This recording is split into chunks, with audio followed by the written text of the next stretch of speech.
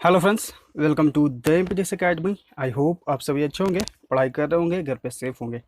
देखिए, आज के इस लेसन में हम लोग सोल्व करेंगे एमबी पब्लिकेशन के बुक से सेट नंबर 25, जो कि ईयर है 2018। मींस ये सेशन 2018 है, ठीक है। ये इसका एग्ज़ाम कंडक्ट हुआ था 4 जून 2019 से, ठीक है। तो इस बात को ध्यान रखिएगा, ये 2019 के क्वेश्चन हैं, सेशन 2018 है, ठीक है।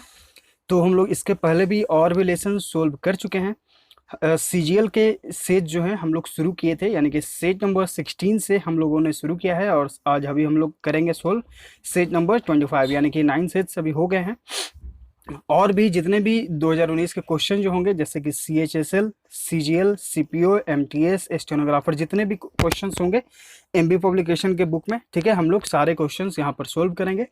इसके पहले हम लोग 2016 के क्वेश्चंस ऑलरेडी सोल्व कर चुके हैं, उसमें 4 सेट्स बचे हुए हैं, टोटल 46 सेट्स हैं, ठीक है, जिसमें से 4 रिमेनिंग है। 42 सेट्स कंप्लीट हो चुके हैं। प्लेलिस्ट में जाइए, द एमपीटीएस एकेडमी के प्लेलिस्ट सेक्शन में, वहाँ पर सारे आपको लेसन्स मिल जाएंगे। तो चलिए फिर शुरू करते हैं सेट नंबर 25 से। क्वेश्चन नंबर फर्स्ट क्या कहता है, select the correct passive form the given sentence, यानी कि आपको चूज करना है एक्टिव से पैसिव वॉइस में कौन सा यहाँ पे राइट आंसर होगा, ठीक है। चलिए बनाते हैं इसको। The enemy will have seized the fort before nightfall, ठीक है। तो ऐसे सेंटेंसेस हमारा ये फ्यूचर में है, ठीक है, फ्यूचर परफेक्ट। तो ऐसे सेंटेंसेस में जब भी हम बनाएंगे तो जो हमारा सब्जेक्ट होता है वो ऑब्जेक्ट बन जाता है, ठीक है, और जो ऑब्जेक्ट होता है वो सब्जेक्ट बन जाता है। हम लोग ये सीख चुके हैं एक्टिव टू पैसिव वॉइस में, जब हम लोग लेसन सीख रहे थे वहाँ पे। तो अब यहाँ पर हमें ये देखना होगा कि हमारा जो ऑब्जेक्ट है वो कौन सा है। तो देखिए, यहाँ पर जो ऑब्जेक्ट यहाँ पर ये है द फोर्ट, ये अब बन जाएगा पैसिव में हमारा सब्जेक्ट, ठीक है।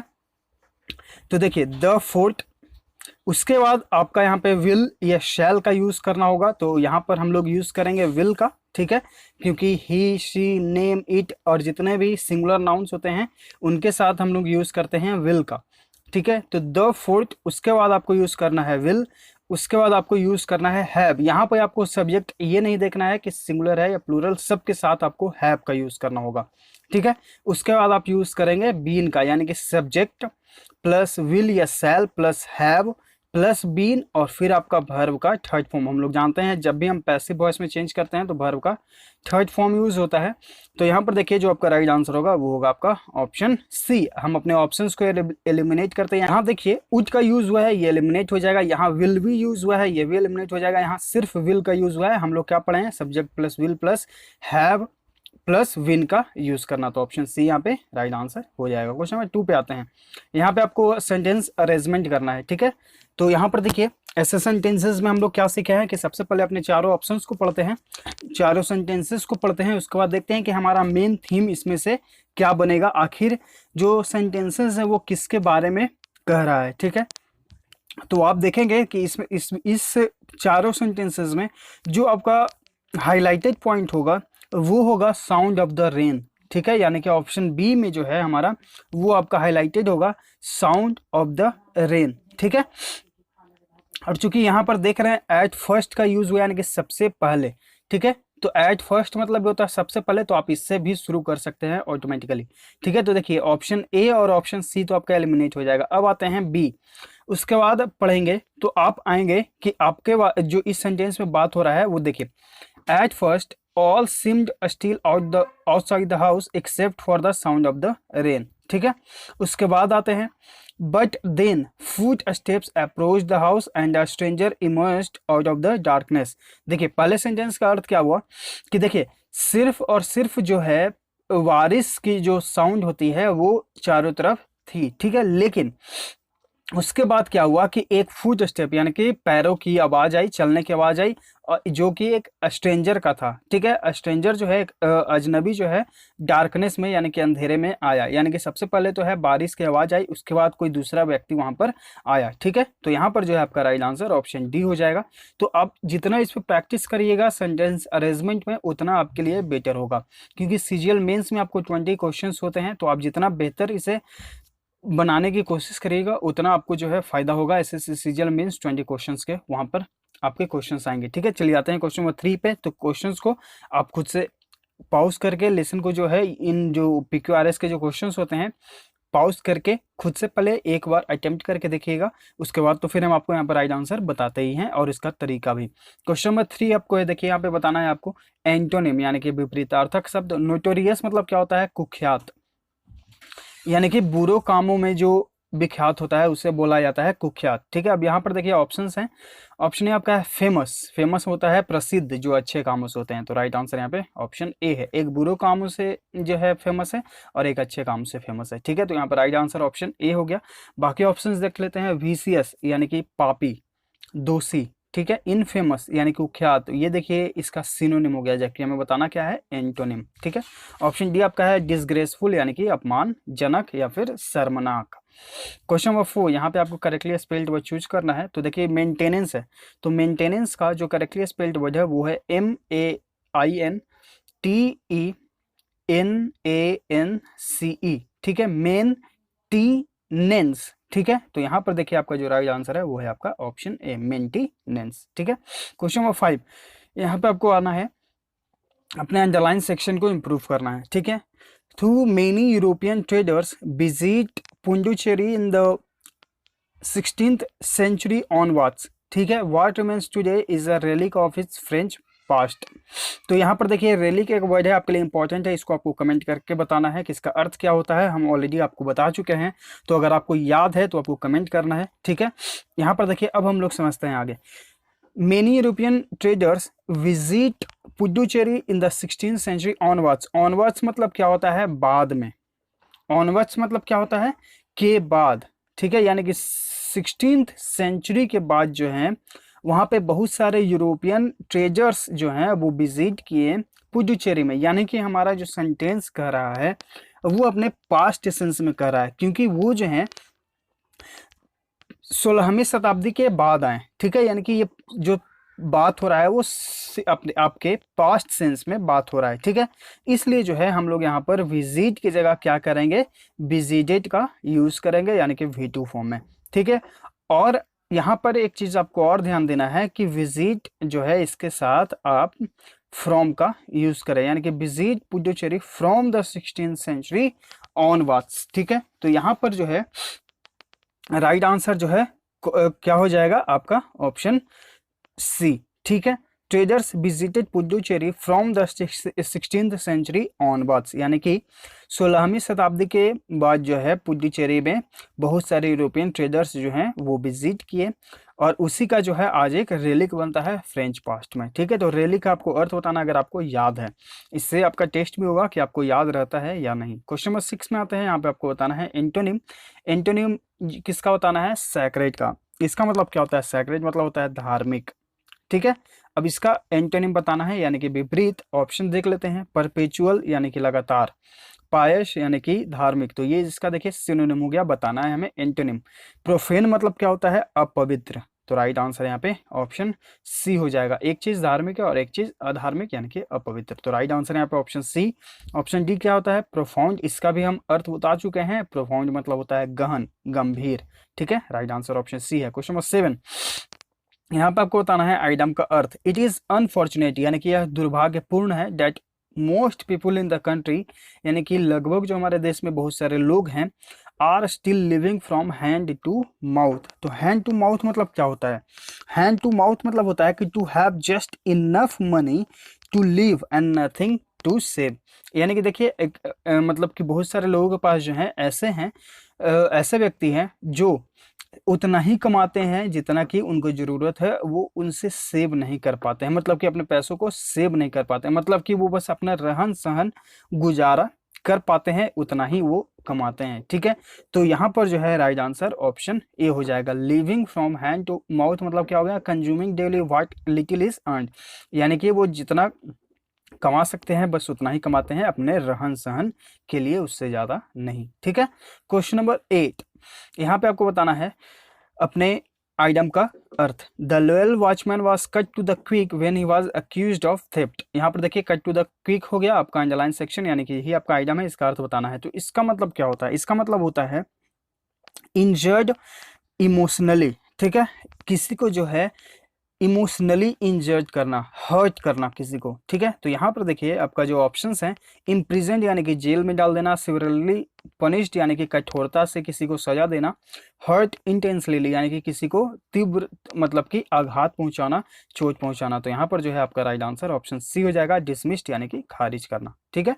क्वेश्चन नंबर 9 यहाँ पे आपको बताना है grammatical error. Most disputes can be solved amicably unless one are not rigid. देखिए अब यहाँ पे हम लोग सीख चुके हैं कि अनलेस के बाद तो नॉट का यूज नहीं होता है, तो देखिए ऑप्शन डी में आपका एरर हो गया। और यहाँ पे एक और एरर है कि ये अनलेस के बाद जो आपका सब्जेक्ट है ये आपका सिंगुलर है। देखिए वन लिखा हुआ यानी कि सिंगुलर है, तो वर्ब भी हम लोग सिंगुलर यूज करेंगे। तो यहाँ पर देखिए आर का यूज हुआ है, तो यहाँ पर दो एरर है, आपका सी में भी एरर है और ऑप्शन डी में भी एरर है। अनलेस अपने आप में अगर सेंटेंस के पहले वो लग जाता है, ठीक है, तो वो एक ऑलरेडी नेगेटिव सेंस बन जाता है, ठीक है, यानी कि अपने आप में एक नेगेटिव वर्ड है, इसलिए जो है इसके साथ हम लोग नॉट का यूज नहीं करेंगे। तो यहाँ पर नॉट का यूज जो है ये सुपरफ्लुअस है, तो यहाँ पर दो एरर्स हो गए, ठीक है। Question number 10, select the correct active form of the given sentence, यानी कि आपको यहाँ पर पैसिव दिया गया है, उसका एक्टिव बनाना है। She was seen sitting in the last row, वह जो है लास्ट रो में बैठी हुई देखी गई थी। तो किसके द्वारा, तो हम लोगों के द्वारा, ठीक है। तो we saw her sitting in the last row, ठीक है। तो यहाँ पर जो है आपका राइट आंसर, आपने किसको देखा, तो वी सा हर, ठीक है। यहाँ तक तो हमारा हो गया। अब कैसे देखा, तो sitting in the last row, ठीक है। तो यहाँ पर जो है आपका राइट आंसर ऑप्शन बी हो जाएगा। देखिए यहाँ पर वास का यूज हुआ है तो पास्ट में है, तो यहाँ पर देखिए सा सी का यूज हुआ है यानी कि प्रेजेंट में है, V1 फॉर्म में है, प्रेजेंट में तो ये एलिमिनेट हो जाता। यहाँ पर देखिए हैडबिन का यूज हुआ है, जबकि ये पास्ट में है, पास्ट इंडेफिनिट में, तो हम लोग हैडबिन का यूज नहीं करते हैं। हैडबिन का यूज कब होता है, पास्ट परफेक्ट में, ठीक है। और ऑप्शन डी आपका है हैव बीन, यानी कि ये भी प्रेजेंट में, इसलिए भी एलिमिनेट। तो राइट आंसर यहाँ पे ऑप्शन बी है। तो ऑप्शंस को एलिमिनेट करना सीखिए। क्वेश्चन नंबर 11, यहाँ पे आपको OWS का अर्थ बताना है, यानी कि one word substitution. One who is indifferent to art and culture, यानी कि एक ऐसा व्यक्ति जो उदासीन है, मतलब कि इच्छुक नहीं है आर्ट एंड कल्चर में, यानी कि संस्कृति सभ्यता में, ठीक है, उसे क्या कहा जाता है। ऑप्शंस देख लेते हैं। ऑप्शन आपका है सैनिक, यानी कि निंदक, किसी की निंदा करने वाला, ठीक है। साइंटिस्ट यानी कि वैज्ञानिक, फिलेंडर यानी कि प्रेम विलाप करने वाला, अय्याशी करने वाला, और फिलिस्तीन यानी कि जो एक ऐसा व्यक्ति जो साहित्य से जो है उसका कोई नाता नहीं है, ठीक है। तो यहाँ पर जो है राइट आंसर यहाँ पे ऑप्शन डी हो जाएगा, ठीक है। नंबर 12 देखते हैं, ठीक है। देखिए यहाँ पे आपको जो है आपको अपने अंडरलाइन सेक्शन को इम्प्रूव करना है अपने ऑप्शंस में से, ठीक है। The India consensus study highlight of benefits by adding domestic violence, ठीक है, जो हिंसा होती है domestic, prevention approaches to current government policy. तो देखिए यहाँ पर जो है सब्जेक्ट हमारा क्या है, द इंडिया कंसेंसस स्टडी, यानी कि ये जो है अपने सिंगुलर फॉर्म में है, ठीक है, सिंगुलर फॉर्म में है, तो हमारा जो वर्ब यूज होगा वो भी सिंगुलर फॉर्म में यूज होगा। तो चूंकि हमारा यहाँ पर वर्ब कौन सा है, हाईलाइट, ठीक है, तो हमारा सब्जेक्ट सिंगुलर है तो वर्ब भी सिंगुलर यूज करेंगे। तो हाईलाइट की जगह हम क्या यूज करेंगे, हाईलाइट्स का यूज करेंगे, यानी कि उसके V5 फॉर्म को यूज करेंगे, ठीक है। ये तो हुआ एक। और बेनिफिट के साथ जो है हम लोग ये प्रीपोजिशन के लेसन में पढ़ चुके हैं कि बेनिफिट के साथ जो है हमेशा ऑफ का यूज होता है, हम लोग फिक्स्ड प्रीपोजिशन के लेसन में पढ़ चुके हैं, ठीक है। तो अगर आपको नहीं याद है तो हमारे प्लेलिस्ट जो है फिक्स्ड प्रीपोजिशन, आप उसमें जाएं और उन्हें देखकर याद करें। अबाउट 300 प्लस जो है वहाँ पर आपको इंपॉर्टेंट फिक्स्ड प्रीपोजिशन बताए गए हैं, तो आप जाकर उन्हें याद कर सकते हैं। तो यहाँ पर देखिए बेनिफिट के साथ जो है ऑफ का यूज होता है, तो यहाँ पर जो है राइट आंसर देखिए आपका ऑप्शन डी है। यहाँ देखिए बेनिफिट के साथ फ्रॉम है, यहाँ इन है, यहाँ नो इम्प्रूवमेंट, यहाँ ऑप्शन डी राइट आंसर हो जाएगा। क्वेश्चन नंबर 13, आपको यहाँ पर OWS यानी कि वन वर्ड सब्स्टिट्यूशन बताना है। One who embraces voluntary death for the sake of one's country, embrace यानी कि गले लगाना, आलिंगन करना, वॉलंटरी यानी कि स्वेच्छा से, एक ऐसा व्यक्ति जो अपने देश की खातिर जो है मतलब अपनी जान देता है, बलिदान देता है, ठीक है, उससे क्या कहा जाता है, उसे कहा जाता है शहीद, मार्टियर, ठीक है। तो राइट आंसर यहाँ पे ऑप्शन बी हो जाएगा। बाकी ऑप्शंस जो हैं फैनेटिक यानी कि कट्टर, पैट्रियाट यानी कि देशभक्त, डिप्लोमेट यानी कि राजनीतिक, ठीक है, राजनयिक। तो यहाँ पर जो है राइट आंसर ऑप्शन बी है। क्वेश्चन नंबर 14, यहाँ पर देखिए फिर से आपका सेंटेंस अरेंजमेंट आ गया। तो अगर आप चाहें तो यहाँ पे पॉज करके आप इसे खुद से बनाएं, नहीं तो फिर चलिए आपको आंसर बताते हैं। देखिए अगर आप पढ़ेंगे चारों सेंटेंसेस को तो यहाँ पर आप देखेंगे कि आपका जो हाईलाइटेड पॉइंट है, जो मेन सब्जेक्ट आपका बनकर आएगा वो बनेगा अ बेल, यानी कि एक घंटी, ठीक है। यहाँ पर देखिए आपके लिए कुछ इंपॉर्टेंट वर्ड्स हैं जैसे कि ग्लूमी, उदास, ठीक है। चेयरफुल यानी कि खुश, ये एसएससी में पूछा गया, बहुत बार पूछा गया है साइनोइंटो में, ठीक है, तो याद कर लीजिएगा। तो देखिए, अ बेल कैन साउंड ग्लूमी और cheerful depending on when it is रंग, यानी कि एक घंटी जो है उदास भरा भी हो सकता है और चीयरफुल भरा भी हो सकता है, डिपेंड करता है कि वो कब बजाए। जैसे कि आप स्कूल में हैं तो आप चाहते हैं कि जल्दी से जल्दी घंटी बज जाए, तो वो आपके लिए चीयरफुल हो गया, ठीक है। लेकिन जब तक घंटी नहीं बजती है तब तक वो आपके लिए ग्लूमी यानी कि उदास भरा होता है, ठीक है। इसलिए जो है ये डिपेंड करता है कि वो कब बजा है, ठीक है। उसके बाद अगर आप आएंगे पढ़ेंगे तो आप पाएंगे कि यहाँ पर जो आपका ऑप्शन बी है वो ज़्यादा कनेक्टेड होगा। But for the students of Saint Ambrose high school it is no longer dedicate their day, ठीक है। तो इस तरह से जो है आप सेंटेंसेस को कनेक्ट करना सीखें, खुद से प्रैक्टिस करें। बहुत ही ज़्यादा इंपॉर्टेंट ये टॉपिक है। अगर आपको समझ में ना आए, अगर आपको समझ में ना आए जब आप बना रहे होते हैं तो आप कमेंट करें, ठीक है। या आप किसी भी क्वेश्चन को अगर आप बना रहे हैं प्रीवियस ईयर क्वेश्चंस को, ठीक है, और आपको कोई दिक्कत होता है तो हमारा टेलीग्राम चैनल है द एमपीटीएस एकेडमी, उसके डिस्कशन ग्रुप में जाएं और वहाँ पे इस क्वेश्चन का पिक लेकर आप भेज सकते हैं, उसका आपको सॉल्यूशन वहाँ पर मिल जाता है। और अभी आपको वहाँ पर टेलीग्राम चैनल जो हमारा है वहाँ पे आपको जीएस के इंपॉर्टेंट टॉपिक्स दिए जा रहे हैं जो लूसेंट बुक्स हैं, ठीक है। वहाँ पे आपको सेल्फ एवेल्यूशन टेस्ट दिया जा रहा है जो एसएससी 2011 से 2015 तक के क्वेश्चन हैं, या हमारे यूट्यूब पर भी इसका सॉल्यूशन मिल जाता है, तो प्लेलिस्ट में जाकर आप चेक कर सकते हैं, ठीक है। और भी बहुत सारे बेनिफिट्स आपको देखने को मिलते हैं। वहाँ पर डेली क्विजेस हो रहे हैं, तो आप जाकर वहाँ पर विजिट कर सकते हैं। डिस्क्रिप्शन में लिंक दिया है, अगर आपको यूजफुल लगे तो ज्वाइन भी कर सकते हैं, ठीक है। आते हैं क्वेश्चन नंबर 15 पे। यहाँ पे आपको बताना है सिनोनिम। वर्ड क्या है? प्रिकेरियस। प्रिकेरियस मतलब क्या होता है? खतरनाक, संदिग्ध, ठीक है, अनिश्चित भी होता है इसका मतलब। तो ऑप्शंस देखते हैं। ऑप्शन ए आपका है अबंडेंट यानी कि प्रचुरता, डेंजरस यानी कि खतरनाक, तो राइट आंसर यहाँ पे हमारा ऑप्शन बी हो गया, ठीक है। ऑप्शन सी आपका है वैल्यूएबल, मतलब क्या होता है? वैल्यूएबल मतलब होता है मूल्यवान, और प्रीमेच्योर मतलब क्या होता है? असामयिक यानी कि समय से पहले, ठीक है। राइट आंसर यहाँ पे ऑप्शन बी है। क्वेश्चन नंबर 16, यहाँ पे आपको बताना है सिनोनिम स्टेराइल का। इसका मतलब क्या होता है? बंजर, ठीक है। अब इसका सिनोनिम बताना है यानी कि पर्यायवाची शब्द। ऑप्शन ए आपका है प्योर यानी कि शुद्ध, प्रोडक्टिव यानी कि उपजाऊ, तो देखिए ये इसका एंटोनिम हो गया। बताना है सिनोनिम बैरन यानी कि बंजर, तो राइट आंसर ऑप्शन सी है। सॉर्डिड मतलब क्या होता है? घिनौना, ठीक है। क्वेश्चन नंबर 17, यहाँ पे आपको ग्रामेटिकल एरर को बताना है और फिर अपना राइट आंसर चूज करना है। In the northern suburbs of Bengaluru, home to the bulk of the information technology industry, the water crisis is even worst, ठीक है। तो देखिए यहाँ पर आपका जो है इवन का मतलब क्या होता है? इवन का मतलब होता है कि सबसे ज्यादा, मतलब कि उससे भी ज्यादा, ठीक है। तो देखिए वर्स्ट अपने आप में क्या है? वर्स्ट अपने आप में जो है, देखिए बैड, वर्स और वर्स्ट, यानी कि ये अपने आप में सुपरलेटिव डिग्री में है, ठीक है। यानी कि ये अपने सबसे जो है जिसे क्या बोला जाता है? टॉप पर है। Superlative degree, positive degree, comparative degree और सुपरलेटिव डिग्री, ये सबसे हाईएस्ट डिग्री हो गया, ठीक है।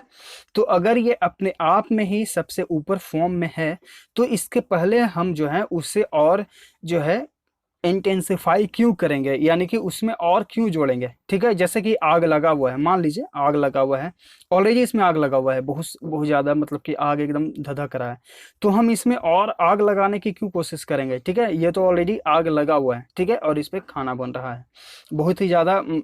जैसे कि आप खाना बनाते हैं, वो जो बड़ा वाला चूल्हा होता है, तो वो खाना बन रहा है ऑलरेडी, बहुत अपने वो हाईएस्ट लेवल पे जो है स्नॉब को तेज किया गया है और खाना जल्दी जल्दी पक रहा है। तो आप जो है अब और क्या करेंगे? ये तो ऑलरेडी अपने आप में तेज है, तो इसके आगे जो है अब इसे तेज करने के लिए तो कुछ नहीं करेंगे। इसलिए जो है यहाँ पर जो ये इवन का यूज हुआ है ये गलत यूज हुआ है, मतलब कि ये सुपरफ्लुअस यूज हुआ है, ठीक है। तो ऑप्शन बी में यहाँ पे एरर है, इवन का यूज जो है सुपरफ्लुअस है, यानी कि अत्यधिक है। अब आते हैं हम लोग फिल इन द ब्लैंक्स, यानी कि क्वेश्चन नंबर 18 टू 22, ठीक है। एक पैसेज है और उसका फिल करना है अपने अप्रोप्रिएट ऑप्शन से। Perhaps India should listen to her. Perhaps मतलब क्या होता है? शायद। India should listen to her यानी कि इंडिया को सुनना चाहिए। India should listen to her. अब यहाँ पर जो आपके ऑप्शंस क्या क्या हैं वो आपके नीचे हैं, ठीक है। एंशियंट, ठीक है, एंशियंट सेजेस यानी कि जो उसके पुराने जो सेजेस हैं, यानी कि जो संत हैं, ठीक है। सेजेस मतलब क्या होता है? संत, ज्ञानी। तो इंडिया को जो है उसे अपने पुराने संतों को, ज्ञानियों को सुनना चाहिए। हु थाउट द इम्पोर्टेंस, जो इम्पोर्टेंस को सिखाते हैं, किसके इम्पोर्टेंस को, तो बैलेंस को, बैलेंस के यानी कि संतुलन के इम्पोर्टेंस को सिखाते हैं यानी कि शिक्षा देते हैं।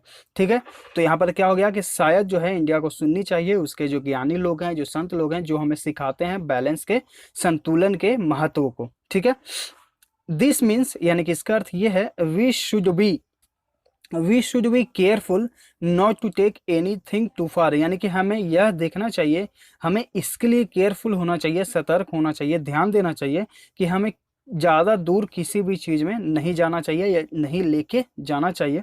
ठीक है, उसके बाद आपका क्या है, और बी टू रेडिकल, नहीं ज़्यादा चीज़ किसी चीज़ को लेकर जाना चाहिए और नहीं हमें रेडिकल होना चाहिए। रेडिकल मतलब क्या होता है, यहाँ पर जो एक वर्ड यूज हुआ है रेडिकल। ठीक है, तो रेडिकल मतलब क्या होता है, रेडिकल मतलब होता है मौलिक। ठीक है, उधर का आखिर क्या अर्थ हुआ, this means we should be, ठीक है, we should be careful not to take anything too far, यानी कि हमें ज़्यादा किसी चीज़ को दूर भी नहीं लेना चाहिए, इस चीज़ पर हमें केयरफुल होना चाहिए यानी कि ध्यान देना चाहिए, और बी टू रेडिकल, और ना ही हमें ज़्यादा रेडिकल होना चाहिए। ठीक है, द अनफॉर्चुनेट रिजल्ट्स ऑफ, यानी कि जो दुर्भाग्यपूर्ण जो परिणाम होते हैं, ठीक है, वेंचरिंग टू फार, या वेंचर मतलब क्या होता है, जोखिम उठाना, the unfortunate results of venturing too far are obvious in the environmental degradation. Obvious मतलब क्या होता है, जाहिर तौर पर जो है ये हमारे इन्वायरमेंटल यानी कि पर्यावरण जो संबंधित जो डिग्रेडेशन होते हैं, डिग्रेडेशन यानी कि अवनति, जो पर्यावरण में डिग्रेडेशन होते हैं ये उसको जो है हानि पहुंचाते हैं। ठीक है, तो यहाँ पर जो है इस पूरे पैसेज का ये अर्थ हुआ कि हमें जो है अपने जो ज्ञानी लोग हैं, ठीक है, जो संत लोग हैं, उनसे हमें यह सीखना चाहिए बैलेंस के जो संतुलन का जो महत्व है उसे। ठीक है, इसका अर्थ ये होता है कि हमें किसी भी चीज़ से न ज़्यादा दूर जाना चाहिए और ना ही हमें रेडिकल होना चाहिए। इससे क्या होता है, इसका मतलब जो दुर्भाग्यपूर्ण रिजल्ट ये होता है कि बहुत सारी चीज़ें जो हैं हम पर्यावरण में जो है उसका अवनति को देखते हैं यानी कि उसके डिग्रेडेशन को देखते हैं यानी कि उसके फॉल को देखते हैं, गिरावट को देखते हैं। ठीक है, तो यहाँ पर इस पैसेज का पूरा अर्थ ये हुआ।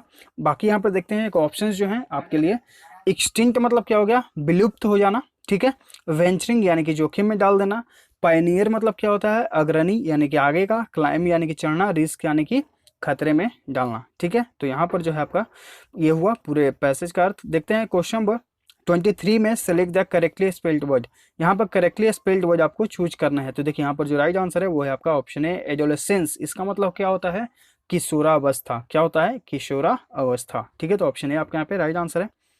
क्वेश्चन नंबर 24 है आपका, फिल इन द ब्लैंक। ठीक है, she performs direct roles very convincingly, वह जो है परफॉर्म करती है बहुत ही अलग अलग तरह के रोल्स। कन्विंसिंगली मतलब क्या होता है, इसका मतलब होता है कि वह जो है आसानी से बहुत सारे अलग अलग तरह के रोल कर लेती है, कन्विंसिंगली यानी कि आसानी से। As she is a very fill in the blank actor, तो यहाँ पर ऑप्शंस क्या क्या हैं, ऑप्शन ए आपका है वर्चुअस मतलब होता है धार्मिक, वोरसियस मतलब क्या होता है पेटू, वर्सटाइल यानी कि बहुमुखी, बरमोस मतलब क्या होता है बातूनी यानी कि बहुत जो बोलता है। ठीक है, तो राइट आंसर यहाँ पे ऑप्शन सी है, क्योंकि वह जो है बहुत ही वर्सटाइल एक्टर है यानी कि बहुमुखी एक्टर है, मतलब कि वो बहुत सारी चीज़ों को कर लेती है, इसलिए जो है वो आसानी से डिफरेंट रोल्स को परफॉर्म कर पाती है कन्विंसिंगली यानी कि आसानी से। ठीक है, तो ऑप्शन सी यहाँ पे राइट आंसर है। Question number 25, Charles Dickens fill in the blank है। ठीक है, Charles Dickens was different in his style, Charles Dickens जो है वो अपने स्टाइल में अलग थे, जो लिखते थे राइटिंग फॉर्म में उनका स्टाइल जो है वो अलग था। Most of his fill in the blank in the Victorian era, तो किन से, तो अपने कंटेम्प्रेरीज थे यानी कि अपने समकालीन यानी कि उनके समकालीन जो लोग थे उनसे वो बहुत ही अलग थे। ठीक है, यानी कि उनका जो लिखावट था वो अलग था। ठीक है, तो राइट आंसर यहाँ पे ऑप्शन ए है कंटेम्प्रेरीज यानी कि अपने समकालीन। और बाकी ऑप्शंस जो हैं, क्रोनीज मतलब क्या होता है, क्रोनीज मतलब होता है साथी, क्रिटिक्स मतलब क्या होता है जो आलोचक होते हैं, ठीक है। और ऑप्शन डी आपका है कॉन्फिडेंस, इसका मतलब क्या होता है, विश्वास पात्र, ठीक है। तो ये तीनों ऑप्शन से एलिमिनेट हो जाएंगे। राइट आंसर यहाँ पे ऑप्शन ए है, यानी कि चार्ल्स डिकेंस का जो राइटिंग स्टाइल्स था वो बहुत ही डिफरेंट था अपने कंटेम्प्रेरीज से, यानी कि समकालीन से, ठीक है। तो राइट आंसर यहाँ पे ऑप्शन ए है। तो ये हुआ सॉल्यूशन सेट नंबर 25 का। आई होप आपको हर एक क्वेश्चन हर एक वर्ड अच्छे से समझ में आ गया होगा। तो समझाने का तरीका अच्छा लगा तो प्लीज़ लाइक करें, शेयर करें लेसन्स को ज़्यादा से ज़्यादा अपने स्टडी ग्रुप्स में, ताकि और लोग जो है इसे देखें, समझे, सीखें और हमारे साथ जुड़ें। मिलते हैं आगे के लेसन्स में। Thank you.